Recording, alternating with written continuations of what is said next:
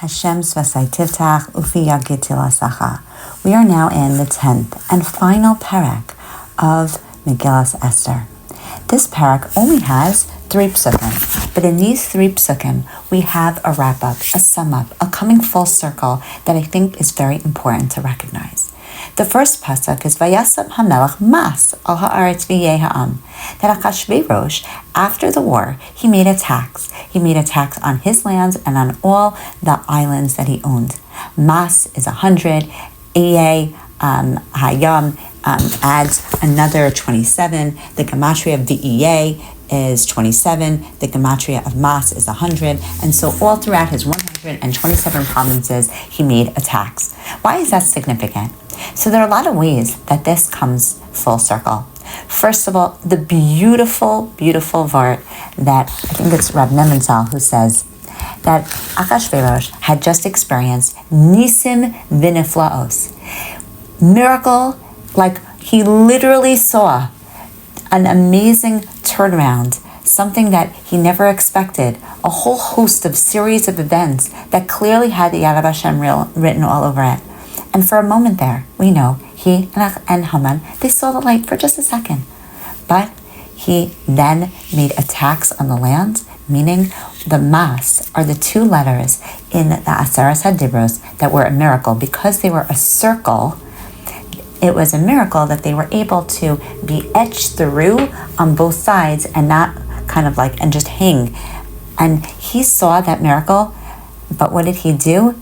He made it that he brought it down to the Aretz. He made sure that he went back to his materialism. He went back to the idea that it is me and it is my way and there's nothing supernatural, even when he could have. But we, the Jewish people, what did we do? We learned from it.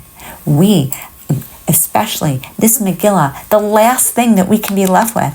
We are in Galus, and we see miracles, and every day since October 7th, there have been ups and downs, but some things that are nisim v'neflaos, oh my goodness, one could never imagine the sequence of events that will lead us to so many of our situations. But are we going to put a mas al haaretz? After that, are we going to bring it back to just the natural course of events? Or are we going to take it and make it into something bigger, inspirational?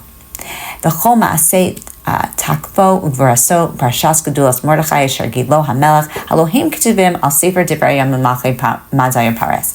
If you think that the Svarim HaKadoshim, that this Megillah is just a historical account of what happened, you are dead wrong. It is not. We know that anything that was nichtava in Tanakh is nichtava ladoros. We know that this story is just a drop in the bucket compared to what possibly happened if we're looking at things in a historical framework. There is a lot more details that one could understand and reveal, but it is not. We don't need those things. We need exactly what Hashem gave us. Just like we know that there were 38 years in the Midbar. We don't hear about those years. We hear about the important, significant places and times and historical events that leads us. It's a kick in the pants and it's a musser for us. It's very interesting that the Megillah and the Torah, they don't have vowels in them. And one might ask, so it's much easier to read with vowels. But you know what happens when you put vowels, when you put pauses and spaces that are written in? Then you don't allow for there to be a deeper uncovering. We are reading the 5th of the Megillos. What is a Megillah? Megillah is revealed. There is something deeper underneath.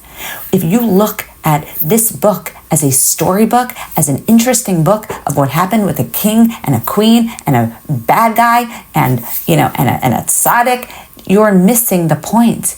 We don't have the nekudos and the vowels and the way that this Perek only has 3 psukim, because what is exactly what we need to be able to go deeper, and the depth of it is the significant part. And what is Ki Mordechai Yehudi Mishneh LaMelech Achashverosh V'Gadol Yehudim Ratzoi L'Rov Echav Doresh Tov L'Amo V'Dober Shalom L'Chol Zaro.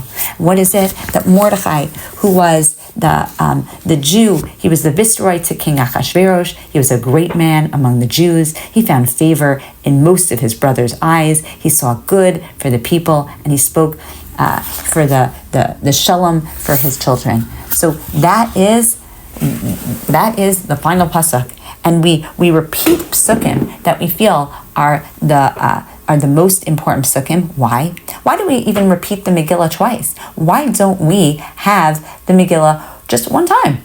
On Shabbos we read the Torah once. And the depth of the Megillah is the fact that we read it at night and during the day. Because at night we read it, and then during the day we read it again to internalize it. The idea of the Megillah is revelation.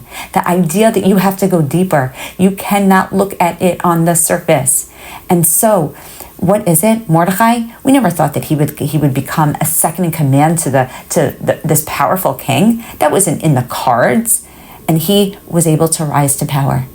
And not only that, he was Gadol Yehudim Ratzoi L'Rov Echav. You know what? At the end of the day, here's another musar. Most of the people loved him, not everyone. And first of all, that's a good thing, because you know that you're doing right when you know that some people are snickering behind your back or not appreciating what you're saying, because you can't, as a parent, as someone in the position to give musar, as someone in the position to teach others, you can't be loved by all. Hashem, put this situation into Mordechai's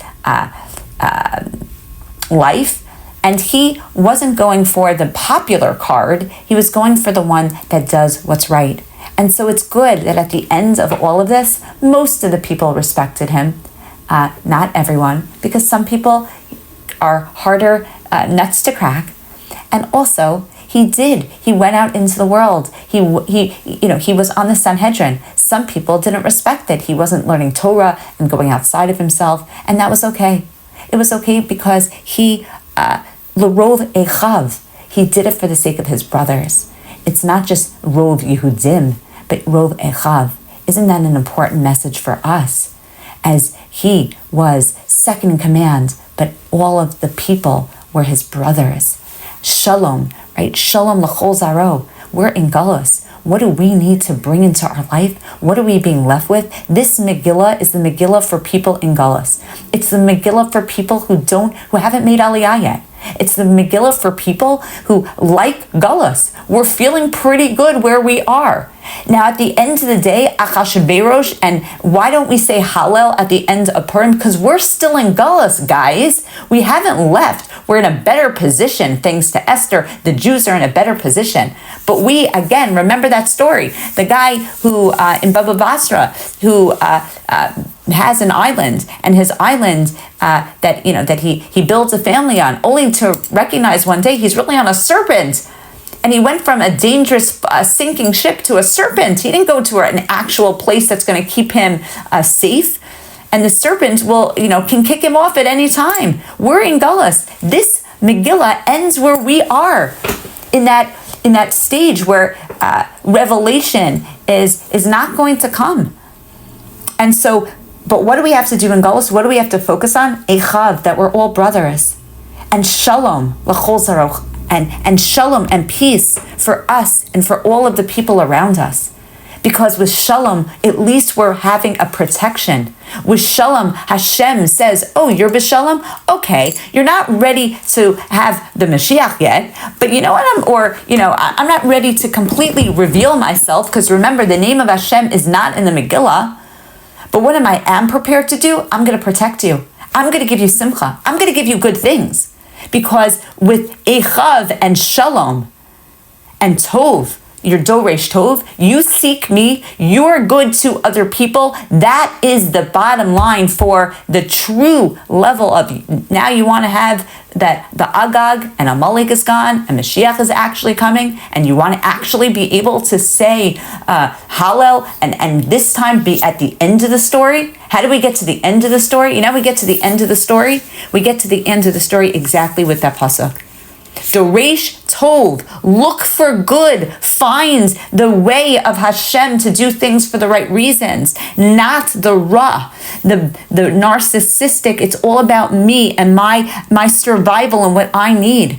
That's the stage that Bnei Israel are in. And that's why. And then Dover Shalom L'chol Zaro, and find peace for everyone. Now we're in the stage that Hashem's name and the Megillah is not in the Megillah. And Eretz Yisrael, not really in the Megillah. So now we have the two things that are hidden from us. Why? Because that's exactly the stage that we're up to. I taught you, says Hashem. You're entering into adulthood, where now I'm going to have to reveal myself less. You should have the messages inculcated. You should be able to take them. And there are going to be times that are tough, and I will be there, but not the same way. I'm not carrying you where you feel me. You'll have to feel me inside of your heart. Gullus is very, very difficult.